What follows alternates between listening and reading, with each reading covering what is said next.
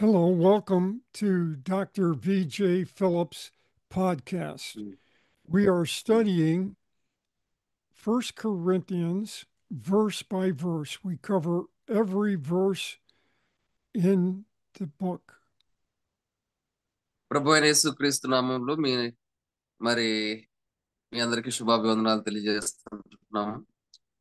మరి ప్రతి మంగళవారము words by words commentary doctor Grant Richardson గారు మనకు అనేకమైన దైవ వర్తమానాలు మరి కొరింథీయులు రాసిన పత్రిక నుంచి మనకు అందిస్తుంటున్నారు. సో కాబట్టి మనందరం కూడా దేవుని మాటలు విని దైవాశీర్వాదాలు పొందుతాము. ప్రార్థన చేసుకుందాం. కృపగలిగిన తండ్రి, స్తోత్రములు, నీ నామమునకి మహిమ ఘనత ప్రభావాలు చెల్లిస్తున్నాం. ఈ మాటలు వింటున్న బిడ్డలందరినీ దీవించి ఆశీర్వదించి మీరే మహిమ ఘనత ప్రభావాలు పొందుతారు. మీ యొక్క కృప చేత నింపుతారని యేసు నామంలో ఈ ప్రార్థన అడిగి పెడుకుంటున్నాం తండ్రి. ఆమేన్ ఆమేన్. Amen. VJ, would you read 1 Corinthians chapter 5, verse 1? మొదటి కొరింథీయులకు రాసిన పత్రిక 5వ అధ్యాయము 1వ వచనం చదువుతున్నాను. మీలో జారత్వం ఉన్నదని వదంతు కలదు. మీలో ఒకడు తన తండ్రి భార్యను ఉంచుకున్నాడట. అట్టి జారత్వము అన్ని జనులోనైనను జరగదు. We need to look at an overall picture since we're beginning a new section of 1 Corinthians. మొదటి కొరింథీయులకు రాసిన పత్రికలో మనము మరి ఈ మొదటి భాగంలో అనేక విషయాలు తెలుసుకోవడం జరిగింది. You remember when we introduced 1 Corinthians, it said that the purpose of 1 Corinthians was to correct problems in the church. మొట్టమొదటిగా ఆ యొక్క మొదటిగానే తెలుసుకోవడం జరిగింది. ఈ కొరింథీ సంఘంలో ఉన్న ప్రాబ్లమ్స్ ని కరెక్ట్ చేయడానికి గల ఉద్దేశంతో ఈ పత్రిక రాయడం జరిగింది. The first topic or the first problem was division in the church, which covered the first 4 chapters. ఈ మొదటి 4 యొక్క చాప్టర్స్ కూడా ఈ విషయాలన్నీ కూడా తెలియజేయబడుతూ ఉంటాయి. Chapter 5 introduces a new subject, which is uncorrected sexual immorality in the church. So కాబట్టి ఇక్కడ మరి జారత్వం గురించి సెక్సువల్ ఇమ్మోరాలిటీ గురించి చెప్పబడుతుంది. The Corinthian church had an uncorrected sin in their assembly. So కాబట్టి ఇక్కడ ఏంటంటే అంటే మనం కరెక్ట్ చేయలేనంత పాపంతో నిండుకొని ఉందంట కొరింథీ సంఘం. Paul said, there is sexual immorality among you. మీ మధ్య జారత్వం ఉన్నదని వదంతి కలదు. And the church let that sexual immorality go on undisciplined. మరి ఇది ఎలా వెళ్తుందంటే ఒక అన్‌డిసిప్లైన్డ్ గా వెళ్తూనే ఉంది. And Paul says it is reported. He said, this is no rumor or gossip because authentic witnesses testify that sexual immorality was taking place in the Corinthian church. కొరింథీ సంఘములో ఒక వదంతి కలదు. అదేంటంటే మీలో జారత్వం ఉంది అని చెప్తూ ఉంటారు. The city of Corinth was a city of iniquity, or we have a phrase in the West called the Paris of antiquity. In other words, the Paris of antiquity, Paris is a very sinful city. So Corinth సంఘం ఎలాంటిదంటే చాలా పాపంతో నిండి ఉన్నటువంటి సంఘం అంట. So they brought the iniquity in the city of Corinth right into the church. ఆ పాపాన్ని సంఘములోకి కూడా వారు తీసుకుని వచ్చారు. And it was a peculiar kind of sexual immorality that was not even named among the Gentiles.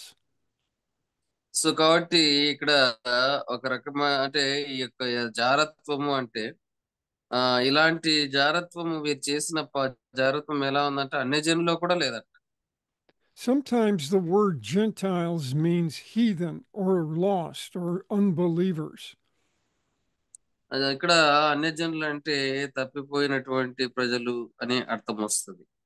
దేవునికి దూరంగా ఉన్న ప్రజలు అని అర్థం వస్తుంది. And it was the peculiar sin that a man had sex with his father's wife. ఇక్కడ ఏమని ఎంత ఎలాంటి పాపం ఉందంటే తన తండ్రి భార్యను ఉంచుకున్నాడంట. This was not his mother. His mother probably had died, and his father had married a younger woman. And so this the- son had sex with this younger wife. So కాబట్టి ఇక్కడ అంటే తన తల్లితో అని కాదు, తన తల్లి చనిపోతే మరొక యవనస్తురాల్ని పెళ్లి చేసుకుని ఉంటాడు, ఆమెతో పాపం చేశాడు అన్న విషయం తెలియజేయబడు. So he was having sex with his stepmother. తన మరి సౌది తల్లితో పాపం చేస్తూ ఉన్నాడు. This man who was committing this sin, his father and his father's wife all came to church, and the church did nothing about it. It was well known in what was happening. So కాబట్టి అలాంటి పాపం చేసే వ్యక్తి మరి సంఘానికి వస్తూ ఉందంట. అయితే వారు ఎంత మాత్రం కూడా దాని గురించి పెద్ద పట్టించుకోలేదు. Paul says in this verse that even Gentiles or lost people of Corinth did not live in flagrant incest. So కాబట్టి ఇదేంటంటే ఇది అన్ని జనుల్లో కూడా ఇలాంటిది జరగదు అంటున్నాడు. Even the city of Corinth, which is so full of iniquity, would not tolerate this sin. ఆ యొక్క పాపమంతా ఆ యొక్క సిటీలో కూడా అంత పాపం ఉన్నప్పుడు కూడా దాన్ని సహించగలిగేటువంటి పరిస్థితి కాదు.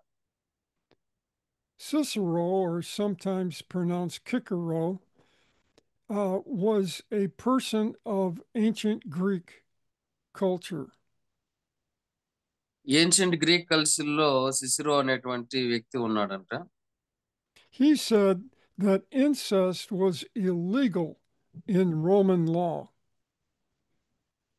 సో కాబట్టి రోమన్ లాలో మరి ఇన్సెక్ట్ అనేది ఇలాంటి పాపం అనేది చాలా illegal. So here we have a man in the Corinthian church committing a sin so awful that it was even illegal in Rome, in the city of Corinth. ఈ యొక్క Rome city of కొరంతిలో ఏంటంటే ఇది చాలా భయంకరమైన illegal పాపము అంట. In the first century, there was a term that people used of the city of Corinth called Corinthianize. ఇంతకు ముందు అంటే ఏమనేవారంటే కొరంతిలో ఉన్న వాళ్ళని కొరంతినైజ్ అనేవారు. If someone was Corinthianized, that means they were debauched in their character. ఎవరైనా కొరంతరైజ్డ్ అన్నాడు అంటే వాడు చాలా క్యారెక్టర్ విషయంలో దిగజారిపోయినవాడు. The temple of Aphrodite, which was close to the city of Corinth, had 1,000 temple prostitutes for temple worship. There were both male and female prostitutes. ఆ యొక్క Aphrodite అనేటువంటి టెంపుల్లో అది చాలా కొరంతికి దగ్గరగా ఉంటది. అక్కడ So, కనీసం అంటే 1000 మంది మేల్ అంటే పురుషులు స్త్రీలు మరి వ్యభిచారులు ఉంటారంట. so this phallic cult, temple of Aphrodite, fornicated as easily as they ate or drank water. So కాబట్టి వారు ఏంటంటే పాపాన్ని నీళ్లు తాగినట్టు చేసేటువంటి వారంట. But even in their culture, incest was a shock to ancient Roman and Greek culture. ఆ యొక్క మరి ఈ యొక్క లైంగికపరమైనటువంటి ఈ యొక్క కార్యక్రమాలన్నీ కూడా ఇవి చేయబడేటువంటి అక్కడ ఉన్న గ్రీక్ వాళ్ళకి తర్వాత రోమి కల్చర్ కి ఒక shock నిచ్చింది. When Paul used the word such. The word such means of a quality. The quality can be very bad. So ఇక్కడ సచ్ అనేటువంటి పదం వాడుతున్నాడంటే అది చాలా బ్యాడ్ పదం So, such fornication, that a man would live with his own sexually with his own stepmother, was outside of culture and was a shock. So ఇక్కడ such అనేటువంటి పదం ఏంటంటే చాలా దాని యొక్క తీవ్రతను తెలియజేస్తుంది, ఆ పాపం యొక్క తీవ్రతను తెలియజేస్తుంది. So Paul is going to later in this passage tell this church to excommunicate this man. So కాబట్టి ఇక్కడ వారు కమ్యూనికేట్ చేస్తూ ఉంటున్నారు అనమాట ఆ వ్యక్తి విషయంలో. But this man probably repented after the church excommunicated him by the time Paul wrote his second letter of Corinthians. మరి సెకండ్ లెటర్ రాసేటప్పుడు కొరింథీ సంఘానికి అప్పటికే అతను పశ్చాత్తాపడినట్టుగా కూడా మనకు తెలియజేయబడుతుంది. And we'll study that later. Let's look at this passage in the book of Leviticus that clearly condemns incest. The man who lives with his father's wife has uncovered his father's nakedness. Both of them shall be surely put to death. మరి లేవీలకు రాసిన మరి లేవి గ్రంథం 20:11లో ఈ మాటలు చాలా స్పష్టంగా తెలియజేయబడుతున్నారు. తన తండ్రి భార్యతో శయనించిన వాడు తన తండ్రి మానేచ్ఛాదనమును తీసెను అని, వారిద్దరికి మరణశిక్ష విధింపవలను, తమ శిక్షకు తామే కారకులు అంట. People who weren't disciplining this brother in the church probably felt, oh, we're just loving him. But the problem is true love deals with a person's sin and doesn't neglect it. ఒక వ్యక్తి మీద మనం ప్రేమ ఉంటే ఖచ్చితంగా తనని ఏం చేస్తామంటే క్రమబద్ధీకరణ చేస్తాం, కానీ అతన్ని మనము నెగ్లెక్ట్ చేయం. Sometimes a renegade Christian, a Christian out of fellowship, can live worse than an unbeliever, which is the case here.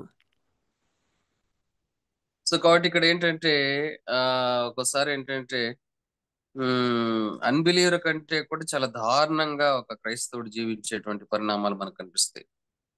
No one is miserable as the Christian out of fellowship.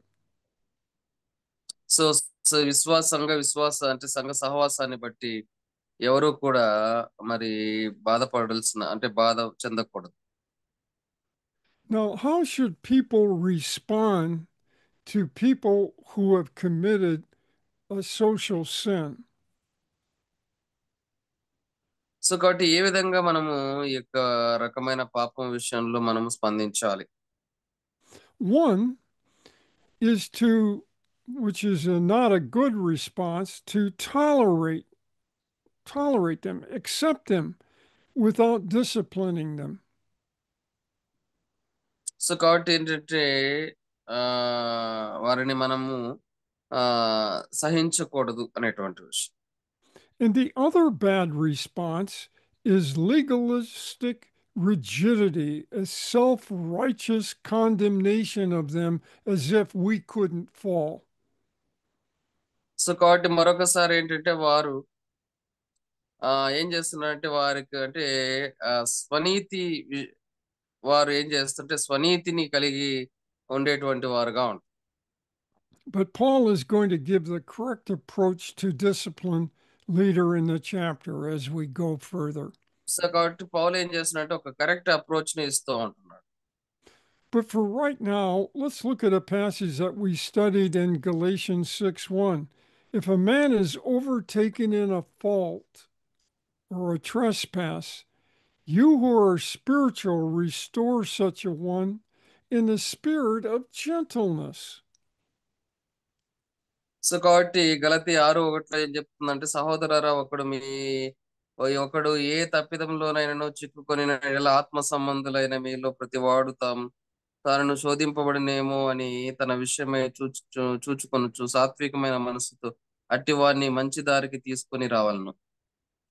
Gentleness is inwrought grace in the soul. ఈ యొక్క సాత్వికము అనేది ఏంటంటే yeah మనకి అది వాడబారనిదిగా ఉంటది. The idea is I'm a sinner saved by grace, and God has been merciful to me. Therefore, my brother has fallen. I need to be merciful to him because he needs God's grace too. నేను యేసుక్రీస్తు ప్రభు ద్వారా రక్షణ మారు మనసు పొందాను. నా సహోదరుడు మరి దారి తప్పిపోయాడు.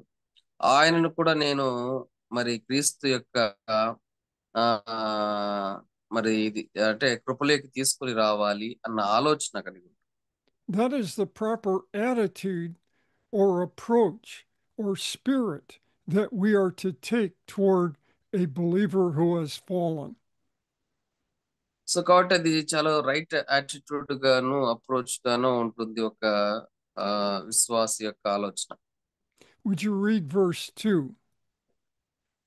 1 కొరింథీ 5:2 చదువుతున్నా. ఇట్లుండి మీరు పొంగుచున్నారే గాని మీరెంత మాత్రము దుఃఖపడి ఇలాంటి కార్యము చేసిన వానిని మీలో నుండి వెలివేసిన వారు car. In this verse, Paul speaks to the church and he says, You are puffed up. That's a term for arrogant or pride. మీరు పొంగుచున్నారు అంటున్నాడు. And the pride in the Greek carries the idea of abiding condition with continuing results. They were proud in the past and they still remain proud. So ఇక్కడ ఏంటంటే అది గర్వము అనేది అది ఎంతో భయంకరమైనటువంటిది. అది కంటిన్యూ అవుతూ ఉన్నది మీలో. This church was the most gifted church in the New Testament. They had the gift of preaching and the gift of healing and the gift of helps, but they were tolerant about sin. So కాబట్టి ఇదేంటంటే ఈ సంఘము చాలా మరి gifted సంఘంగా ఉంటుంది ఈ యొక్క నూతన నిబంధనలో.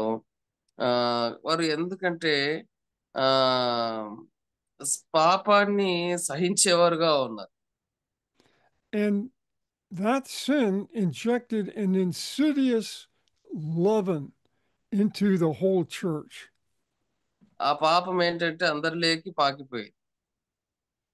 He said, What you should have done about this man is you should have rather mourned than carry pride like you do. So కాబట్టి ఏంటంటే వారు ఆ వారు ఏంటంటే బాధపడడానికి బదులుగా వారు ఎలా ఉంటున్నారంటే వాళ్ళు ఆ విషయంలో ఆ వారు ఉప్పొంగుచున్నారు.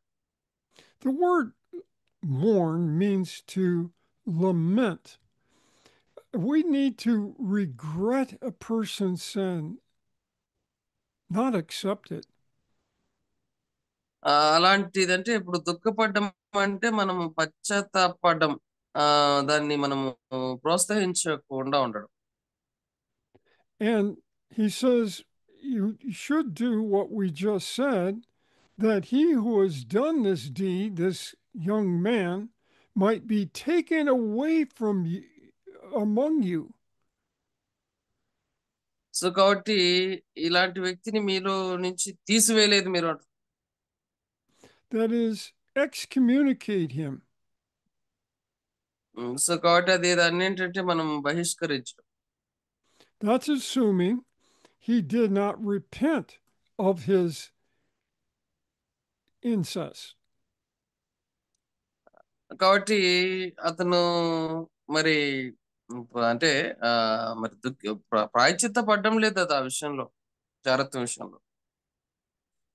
So he did eventually repent after they excommunicated him.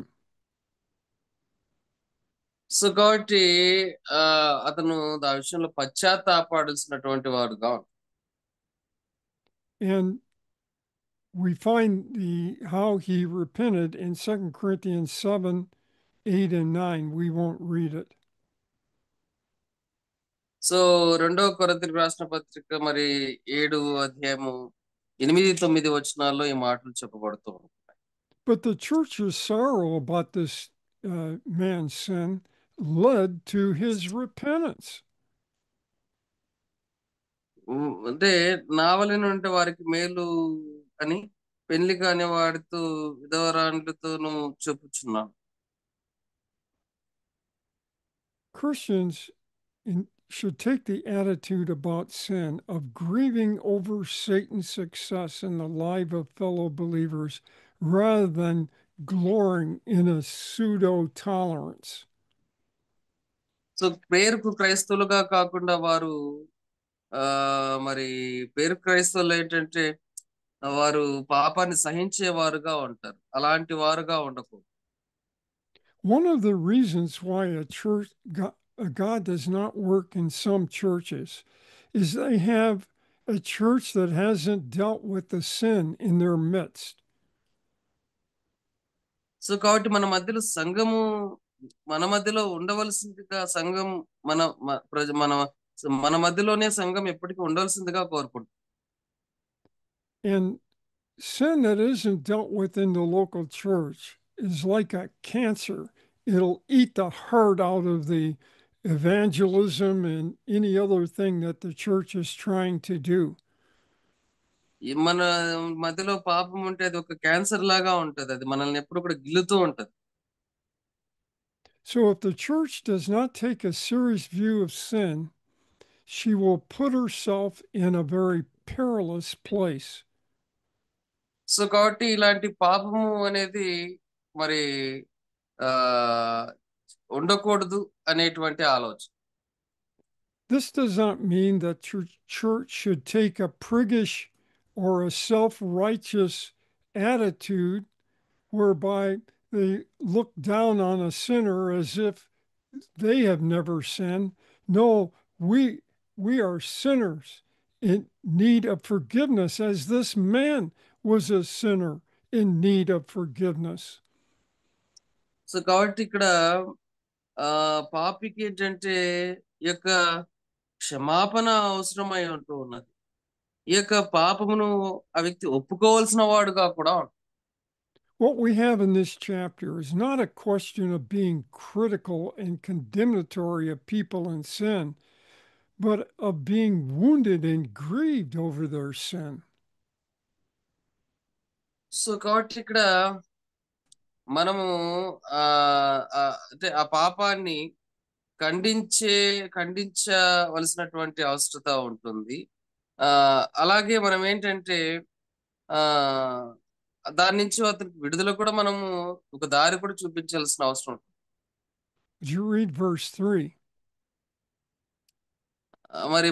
మరి నా 1 కొరింథీ 5:3 చదువుతున్నాను, గమనించండి. నేను దేహ విషయమై దూరముగా ఉన్నను, ఆత్మ విషయమై సమీపంగా ఉండి మీతో కూడా ఉండినట్టుగానే ఇట్టి కార్యము ఇలాగు చేసిన వారిని గురించి ఇది వరకే తీర్పు తీర్చుచున్నాను. Paul said, I am far away from you geographically. I am absent in my body. My body isn't there to deal with that sin in the local church.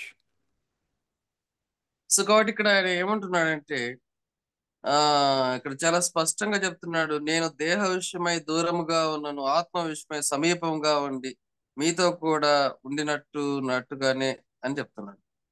But my spirit is there in that church.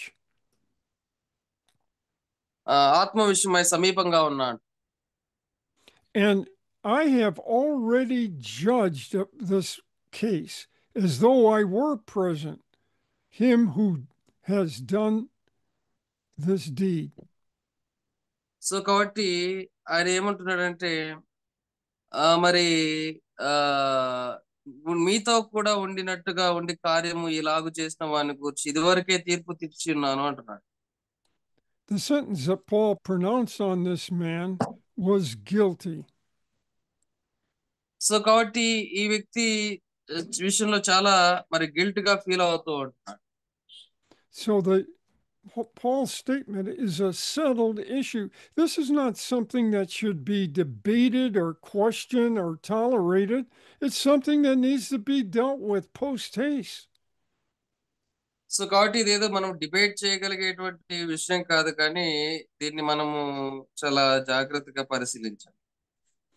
It's important to note that Paul's judgment or sentence here is not a judgment of motives, but of the facts of the case. So కాబట్టి ఇదేంటంటే ఆ ఇదేదో judgement కాదు కానీ ఆ యొక్క వాస్తవికతను చెప్తూ ఉంటున్నాడు.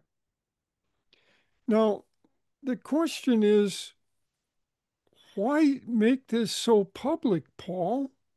Why are you making his sin public? ఎందుకు మనం దీన్ని పబ్లిక్ గా చేస్తూ ఉంటున్నాం? That's because it was public. Paul didn't make it public. This young man made it public. పౌలు దీన్ని పబ్లిక్ గా చేయలేదు, కానీ ఆ వ్యక్తి తను పబ్లిక్ చేసుకున్నాడు.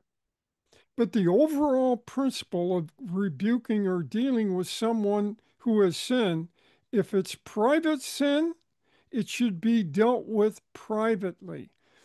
But if it's public sin, then that sin has to be dealt with by the church publicly. So public గా ఉన్న పాపం అయితే పబ్లిక్ గానే దాన్ని ఖండించాలి. ప్రైవేట్ గా ఉన్న పాపం అయితే ప్రైవేట్ గా మనం చెప్పాలి. Would you read verse 4? 4వ వచనం చదువుతున్నాను, గమనించండి. ఏలయనగా ప్రభు అయిన యేసు దినమందు వాని ఆత్మ రక్షింపబడినట్లు శరీరేచ్ఛలు నశించుటకై మన ప్రభు అయిన యేసు క్రీస్తు నామమున మీరును నా ఆత్మయు మన ప్రభు అయిన యేసు క్రీస్తు బలముతో కూడి వచ్చినప్పుడు అట్టి వారిని సాతానుకు అప్పగింపవలెను. Paul appeals to the Christian church by the name of Christ, in the name of our Lord Jesus Christ. So ఇక్కడ పౌలు చాలా స్పష్టంగా చెప్తున్నాడు, మన ప్రభు అయిన యేసు క్రీస్తు నామమున అని. Christ's name represents his person, all that Jesus represents. I'm appealing to you on all that he is and all that he stands for. So కాబట్టి ఇక్కడ పౌలు చాలా స్పష్టంగా ఆయన నామం గురించి, ఒక పర్సన్ యొక్క నామం గురించి represent చేస్తుంటున్నాడు. My appeal is going to be when you gather together, when the church assembles. So కాబట్టి ఇక్కడ ఆయన గ్యాదర్ చేస్తూ ఉంటున్నాడు. No single individual has the authority to excommunicate another believer. The church collectively has to do it. So కాబట్టి ఎవరు కూడా ఇక్కడ మరి అంటే ఏ యొక్క ఇండివిజువల్ ను కూడా ఏంటంటే అతన్ని మందలించడం లేదు. Paul says, when you discipline this believer, you do it also along with my spirit, along with Paul's authority, and he is participating in this discipline. So కాబట్టి వారు ఏంటంటే ఆత్మ, నా ఆత్మయు మన ప్రభువైన యేసుక్రీస్తు బలంతో కూడి వచ్చినప్పుడు అంటున్నాడు. And the final thing that the church is to do with an undisciplined believer is with the power of the Lord Jesus Christ discipline him. So కాబట్టి ఇక్కడ ప్రభు అయిన యేసుక్రీస్తు బలంతో అతన్ని క్రమబద్ధీకరణ చేస్తాను అంటున్నాడు. Would you read verse 5? 5వ వచనం చదువుతున్నాను, మీరు గమనించండి. యేసు దినమందు వాని ఆత్మ రక్షింపబడినట్లు శరీరేచ్ఛలు నశించుటకై మన ప్రభు అయిన యేసుక్రీస్తు నామమున మీరును నా ఆత్మయు మన ప్రభు అయిన యేసుక్రీస్తు బలంతో కూడా వచ్చినప్పుడు అట్టి వారిని సాతానుకు అప్పగింపవలెను. Paul is saying, this is what you should do with that believer who is committing incest. You should deliver him to Satan for the destruction of the flesh. So కాబట్టి సాతానుకు అప్పగింపవలను అనేటువంటి విషయాన్ని చెప్తున్నాడు. ఎందుకంట శరీరేచ్ఛలు నశించుటకి. The word flesh here is his physical body. He's not talking about the destruction of his soul, but the destruction of his body. ఇక్కడ మీ యొక్క శరీరం గురించి చెప్పబడుతుంది, ఆత్మ గురించి కాదు. So Paul and the church were delivering this believer over to physical death. ఇక్కడ ఈ ఫిజికల్ డెత్ గురించి ప్రభు చెప్తూ ఉంటున్నాడు.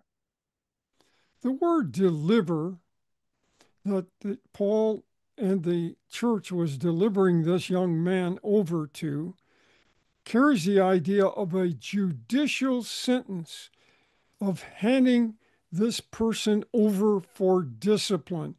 God, he is in your hands. Take his life if he's not going to repent. అతను అంటే ఇక్కడ జ్యుడిషియల్ మరి శిక్షగా మరి చెప్పబడుతుంది. అతను మార్పు చెందకపోతే అతను శిక్షిస్తారంట. There is such a thing as a sin unto physical death, not eternal death, but physical death. అక్కడ ఒక పాపం ఉంది. ఆ పాపం ఏంటంటే మరి ఫిజికల్ డెత్ కి చూపిస్తూ ఉంది. Acts 5, when they tried to, Ananias and Sapphira tried to lie, they were killed instantaneously. మరి అననీయ సిప్పరాలు వారు ఇన్స్టంటేనియస్ గా చనిపోయారు వారు చేసిన పాపానికి. They physically died for their sin.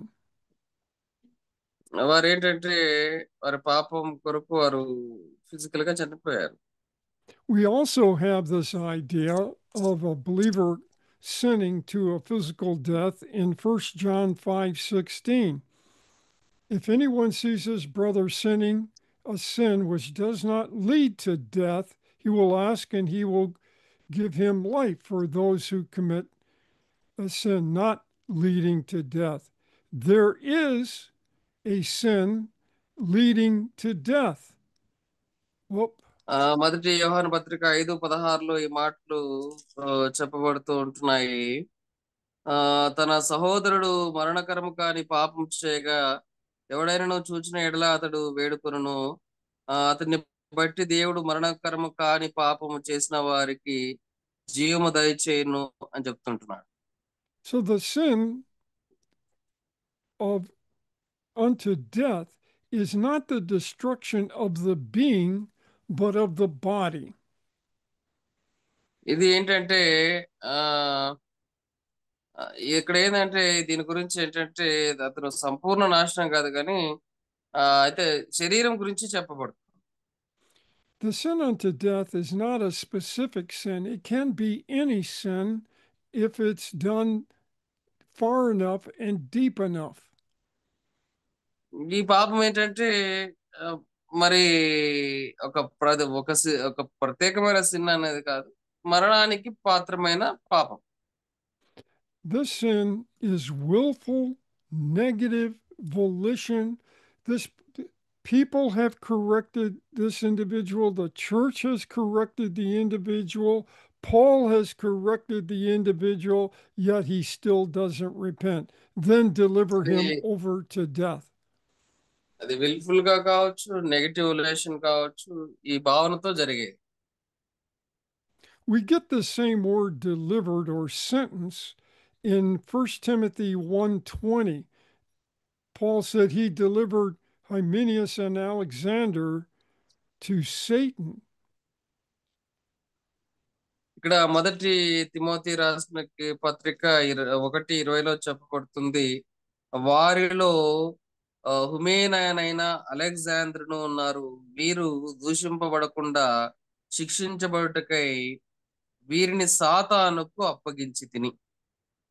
Delivering to Satan is different than delivering to physical death. ఇక్కడ ఏంటంటే సాతానుకు అప్పచెప్పడము లేకపోతే మరణానికి అప్పచెప్పడం అనేది వేరు వేరు మరి విషయాలు. Now, why should the church and Paul pronounce such a sentence upon this man who sinned? ఎందుకు ఈ వ్యక్తి మీద ఇలాంటి పదజాలాన్ని ప్రయోగిస్తూ ఉంటున్నాడు పౌలు? That his spirit may be saved in the day of the Lord Jesus Christ. His body is not going to be saved, but his spirit would be. ఆయన ఏమంటున్నాడంటే తన శరీరం రక్షింపబడకపోయినప్పటికీ తన ఆత్మ రక్షింపబడాలన్న ఆలోచన. It's important to recognize that all discipline in the Bible for a believer is remedial. It's not primarily to punish, it's to restore. ఇక్కడ ఈ యొక్క అదేంటంటే ఆ మనిషి అంటే బిలీవర్ ని క్రమబద్ధీకరణ చేయడం అనేది దానికి పరిష్కారం అన్నమాట. అంతేగాని తను ఏదో మరి నాశనం చేయాలని కాదు. So this passage says the spirit of this believer will go to heaven, but his body will die if he does not repent. ఆ యొక్క ఆత్మ పరలోకానికి వెళ్తుంది కానీ తన బాడీ అనేది ఏమవుతుందంటే నశించిపోతుంది ఒకవేళ రక్షణ పొందకపోతే. So the principle of this passage is the purpose of discipline is restoration. ఇక్కడ మరి సమకూర్చబడ్డం అన్నమాట దీని principle. Brother please explain difference between so this is what is no hand over to Satan and hand over to death. Please difference between that one. You didn't ask me a question there, brother. Yes, brother. So hand over to Satan means what is that meaning of that one and what? Please explain that. Hand over To Satan. Oh, handing over to Satan is this person was committed to satanic work. So Paul says they need to be positioned or declared to be agents of Satan. So he's delivering them over. This is a satanic, these two men are satanic. They need to be recognized that that's where they are. So కాబట్టి సాతానుకు అప్పగించడము అంటే ఏంటంటే పూర్తిగా సాతాను agent గా మారిపోవడం, సాతాను యొక్క క్రియలు చేస్తూ ఉండడం, సాతాను సంబంధమైనటువంటి కార్యక్రమాలు చేస్తూ ఉండడం. So what discipline is all about is restoration to fellowship with the Lord, to get that person to love the Lord again. So కాబట్టి ఏంటంటే సమకూర్చబడ్డం, దేవునితో సహవాసం కలిగి ఉండడం. The idea of discipline by the church is not vindictive. Oh, you hurt our reputation as a church, so we are going to excommunicate you. So కాబట్టి ఇది ఒక విండక్టివ్ కాదు అని చెప్తుంటున్నాడు. We must recognize that discipline is not lack of love. ఇక్కడ ఏంటంటే ఈ discipline ఏంటంటే మరి ప్రేమ లేకపోవడం వల్ల వచ్చేస్తుంది. This is what we see in Hebrews 12:6-7. For whom the Lord loves, he disciplines or chastens. So కాబట్టి వాళ్ళు ఏంటంటే మరి హెబ్రీయులకు రాసిన పత్రిక 12లో ఇదే మాటలు చాలా స్పష్టంగా మనకు చెప్పబడుతుంది. 12 మరి 6-7లో చెప్పేటువంటి మాట ఏంటంటే ఆయన నిన్ను గద్దించును అని చెప్పబడుతుంది.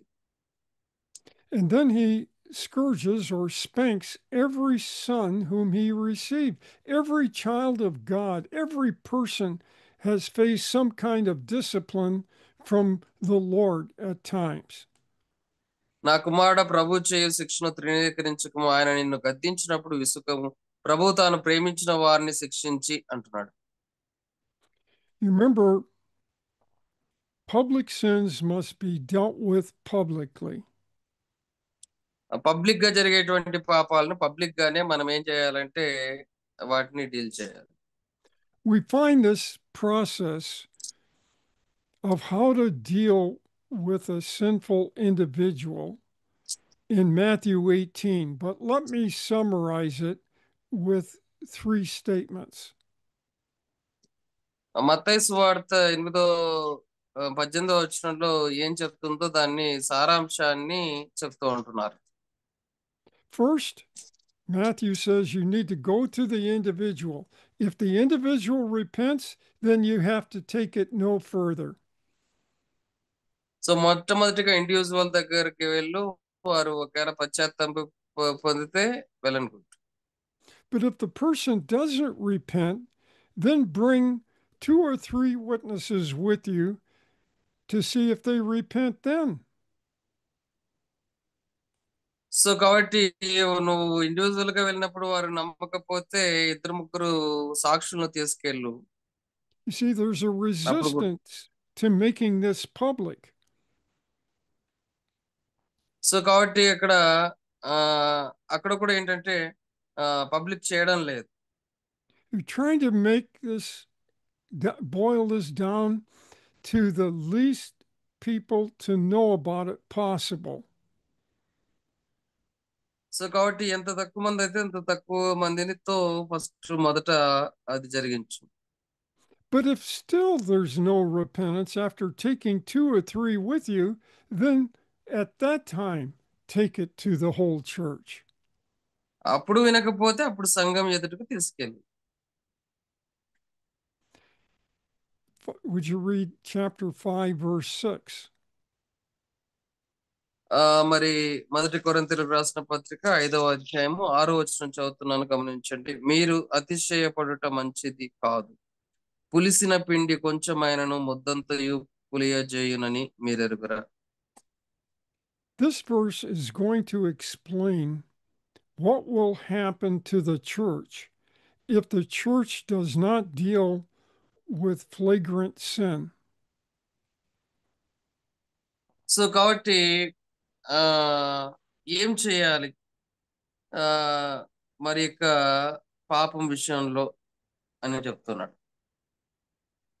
The word you're glorying means ground of glorying. The basis for your glorying was to be tolerant toward the incest that was going on in that church. So కాబట్టి ఇక్కడ గ్లోరీ అనేటువంటి పదం, గ్లోరిఫై అంటే వారిని వారు మహిమపరచుకోవడం మంచిది కాదు. So they were glorying in it because, oh man, how tolerant we are. We're open to thinking of, accepting any kind of sin. Paul says that's not good, and I'm going to tell you why it's not good. So కాబట్టి ఇక్కడ చాలా విషయాలు చాలా స్పష్టంగా తెలియజేస్తుంటారు. ఎందుకు మీరు ఉప్పొంగుచున్నారు, ఎందుకు మీకు మీరుగా గొప్పగా అతిశయపడుతున్నారు అంటున్నాడు. He says, do you not know? Whenever Paul uses this phrase, it's always emphatic. He wants to call attention to something important. So కాబట్టి మీకు తెలియదా అని అంటున్నాడు. Do you not know occurs 6 times in this chapter? ఇక్కడ 6 సార్లు మీకు తెలుసా అని అడుగుతున్నాడు. So the church should have been aware of the danger of tolerance toward evil. So కాబట్టి సంఘము యొక్క సాతాను సంబంధమైన విషయాల్లో చాలా మరి అవగాహన కలిగి ఉండాలి. Paul says, now let me explain what tolerance does to a local church. Local church విషయంలో ఎంతవరకు మనం సహనం కలిగి ఉండాలన్న విషయం చెప్తుంటున్నాడు. A little leaven leavens the whole lump. ఇక్కడ ఏంటంటే ఏం చెప్తున్నాడంటే మీరు అంటే ఇక్కడ చెప్పేటువంటి మాట పులిసిన పిండి కొంచెమైనను ముద్దంతయు పులియజేయును అంటున్నాడు. Paul puts stress on the word little. Little అనేటువంటి పదం మీద స్ట్రెస్ చేస్తున్నాడు. If we put a little leaven in a dough, it puffs up the bread to a larger size. It pervades the entire bread. So కాబట్టి ఇది మరి ఈ యొక్క bread అంతా కూడా అది స్ప్రెడ్ అయిపోతుంది. This sin that was taking place in the church may have seemed little to them, but a small amount of acceptance of sin in the church will spread through the entire lump of dough, which is the church. So కాబట్టి చిన్న పాపం అనేది ఏంటంటే సంఘం అంతా కూడా విస్తరించిపోతుంది అంటున్నారు. So, tolerance has a corrupting influence on the entire congregation. So కాబట్టి కాంగ్రిగేషన్ అంతటిలో కూడా ఇది భయంకరమైనటువంటి పాపంగా ప్రభావితం చేసే పాపంగా ఉంటుంది. One bad apple in a barrel can make all the good apples bad. So కాబట్టి ఒక బ్యాడ్ యాపిల్ ఉంటే అన్ని అంటే గుడ్ యాపిల్స్ నేను చేస్తే బ్యాడ్ చేసేస్తాను. All the good apples don't make the bad apple good. అంతేగాని మంచి యాపిల్స్ అన్ని కలిసి ఒక బ్యాడ్ యాపిల్ ని చెడిపోయిన యాపిల్ ని మంచి చేయలేవు. That's why it's important to remove the bad apple, or it's going to pervade the whole barrel of apples. అందుకే ఆ యొక్క దాంట్లో నుంచి యాపిల్ ని బ్యాడ్ యాపిల్ తీసేయాలి. So, by shutting our eyes to the corrupting influence of tolerance of a small amount of evil in the congregation, we will introduce penetrating putrefaction in the church. So కాబట్టి ఇక్కడ ఈ ఏదైతే పాపాన్ని విస్తరింపజేస్తుందో ఇదంతా కూడా మనం తీసివేయాల్సినటువంటి వారంగా. Verse 7. 7వ వచనం చదువుతుంటున్నాను, గమనించండి. 5వ అధ్యాయము 1 కొరింథీ 5వ అధ్యాయం 7వ వచనం. మీరు పులిపిండి లేని వారు గనక క్రొత్త ముద్ద అవుటకై ఆ పాతదైన పులిపిండిని తీసి పారవేయుడి. This verse that VJ just read probably harks back to Exodus chapters 12 and 13. So ఇది ఎక్కడి నుంచి అంటే నిర్గమకాండం 12వ అధ్యాయం 18 నుంచి 20 వరకు వచనాల్లో ఉంటుంది. He says, therefore, purge out the old leaven, excommunicate this brother. So కాబట్టి ఇక్కడ ఏమంటున్నాడంటే మీరు పులిసిన పిండి లేని వారు, అంటే ఇక్కడ క్లియర్ గా చెప్తున్నాడు, లేని వారు కనుక కొత్త ముద్ద అవుటకై పాతదైన పిండి తీసి పారవేయడు. And when he uses the word purge, the purge, the Greek word itself means to cleanse, but more than that, it means to cleanse decisively and thoroughly. So ఇక్కడ పర్జ్ అనేటువంటి మాట ఏంటంటే చాలా నిర్ణయాత్మకంగా వాడుతూ ఉంటున్నాడు. In other words, the church is to clean out any kind of sin like this that's in the local church. ఏ రకమైన పాపాన్ని ఈ విధంగా కడిగివేయాలి అని చెప్తూ ఉంటున్నాడు. So that the church may be a new lump. So కాబట్టి సంఘంలో ఇది ఒక నూతన ముద్ద అయి ఉండొచ్చు. The church was to become what they are in union with Christ. So కాబట్టి ఇక్కడ చెప్పేటువంటి మాట అంతేకాక క్రీస్తును అంటే మనమంతా క్రీస్తు ఏకమయ్యేటువంటి వారంగా ఉంటూ ఉన్నాం. The church was to live according to their eternal status before God in Christ. So కాబట్టి క్రీస్తు ఎదుట మనము అంటే దేవుని ఎదుట మనము నిత్య జీవము అనేటువంటి స్టేటస్ కలిగి ఉండడానికి మనం క్రీస్తులో ఉండాలి. And he says, since you are truly are unloved. So so కాబట్టి మనం పులియని పిండి వలె ఉండాలి, ముద్ద వలె ఉండాలి. He says the new lump indicates that you have been justified legally or forensically before God forever. నూతన ముద్ద ఎలా ఉండాలంటే అది అంటే అది ఏంటంటే నీతి కలిగినటువంటిదిగా ఉండాలి. The word new in new lump carries the idea of you're new in the sense that this has never existed before. ఇది ఎప్పటికి కూడా ఆ ఎప్పుడు ఉండేది అంటే ఇంతకు ముందు ఉన్నది కాదు అని అర్థం. So the church is not just a reformed church patched up, but it was something radically new. Once a person receives Christ as their Savior, they become radically new. అదేదో ప్యాచ్ వర్క్ చేసేటువంటిది కాదు, ఇది చాలా నూతనమైనదిగా ఉంటుంది. And so Paul says, indeed, Christ our Passover was sacrificed for us. So కాబట్టి క్రీస్తు మరి అంటే ఇక్కడ క్రీస్తు అను మన పస్కా పశువు వధింపబడెను. Christ was the Passover lamb. ఆయన పస్కా పశువుగా ఉంటున్నాడు. And he was the means of the church becoming unleavened. So కాబట్టి పులియని పిండిగా ఉండడానికి ఆయన చర్చ్ను అనుగ్రహించి. So Christ's substitutionary death on our behalf contains the principle of death to sin. He died to sin on the cross. Believers should die to sin in our lives. మన కొరకు ఆయన ప్రాణం పెట్టాడు, మనకు బదులుగా ప్రాణం పెడుతూ వచ్చాడు మన పాపం కొరకు. So this passage is saying incest is a blight on the finished work of Christ.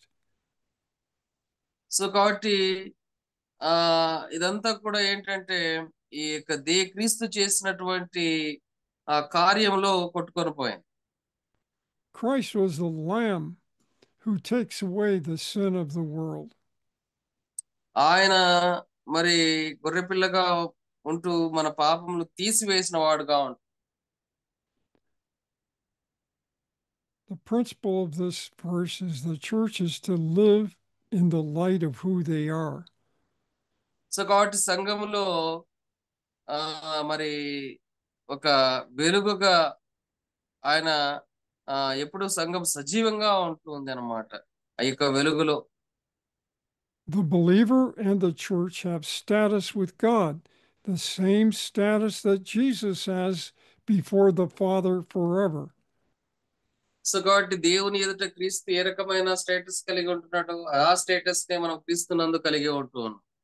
Everything we do as individuals and everything we do as a church reflects on our status in Christ.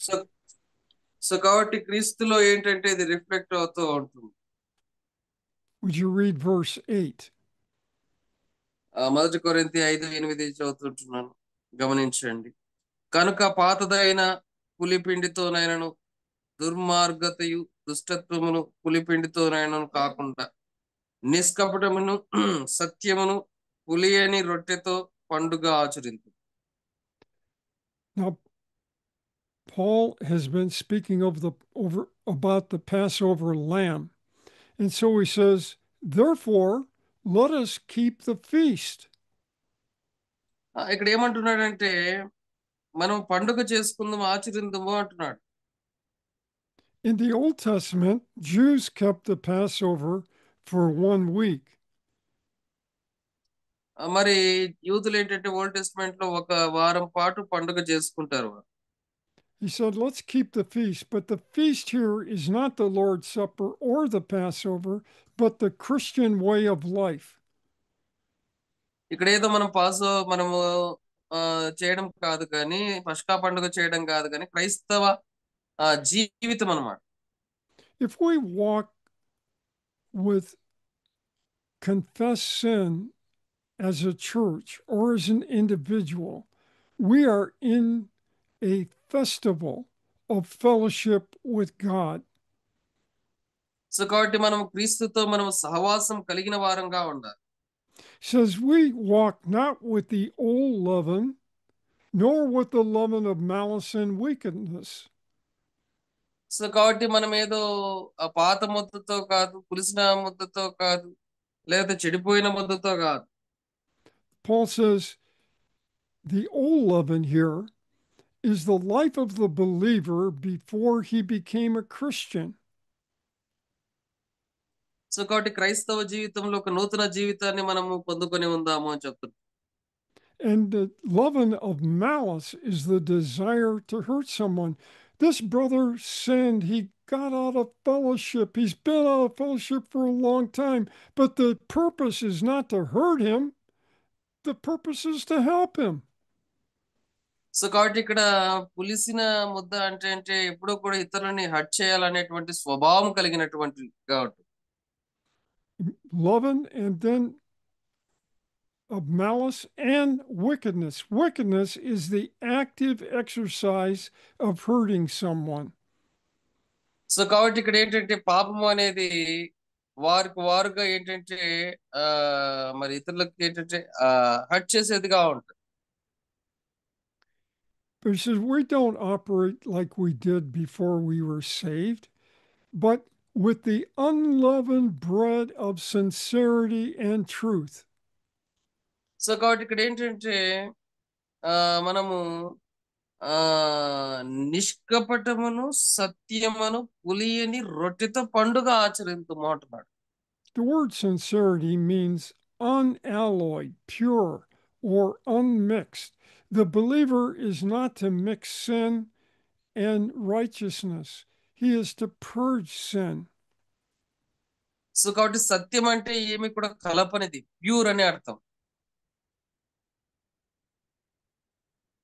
The Greek word language uses the word sincerity to describe a pot held up to a sun to determine whether it had cracks.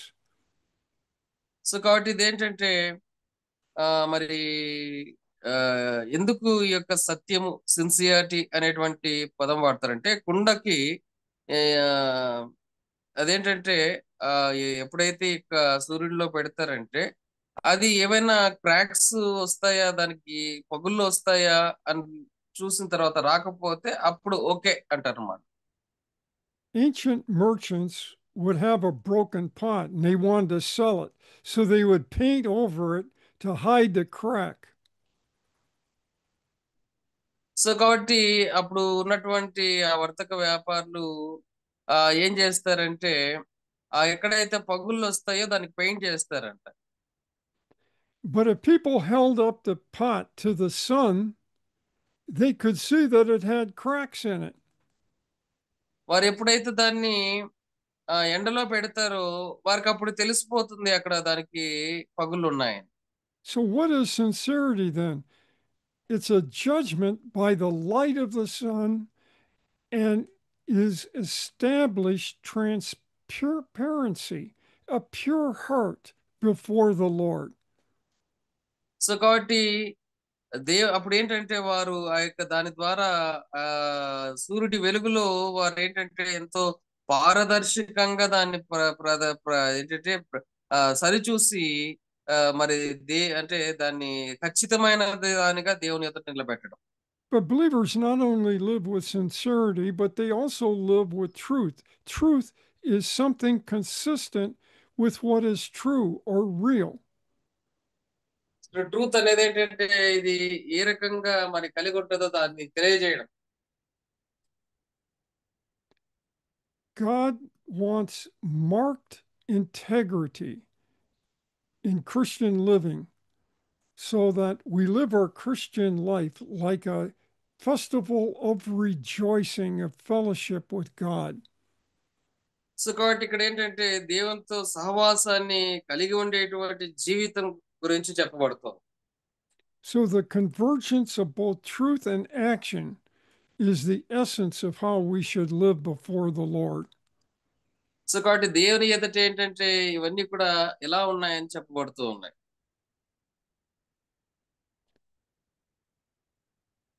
We'll leave it right there this time, VJ. I'll turn it back to ya you. Thank you so much brother. Really wonderful message today we received. Thank you so much. Shall we pray closing prayer. కృప కలిగిన తండ్రి యేసు ప్రభువా, ఈ మాటలు విన్న బిడ్డలందరినీ దీవించి ఆశీర్వదించి మీరే మహిమా ఘనత ప్రభావాలు పొందుతారని, మీ యొక్క కృప కరిక్రమం ప్రభు బిడ్డలందరికీ అనుగ్రహిస్తారని, మహిమోన్నతమైన ప్రేమ చేత నింపుతారని, బిడ్డలందరినీ ప్రభు ఆశీర్వదిస్తారని, ప్రభువా మరి గ్రాంట్ గారిని వారి కుటుంబాన్ని కూడా దీవిస్తారని యేసు నామంలో ప్రార్థన అడిగి వేడుకుంటున్నాం తండ్రి. ఆమేన్. Amen. Thank you Thank so you, much. VJ.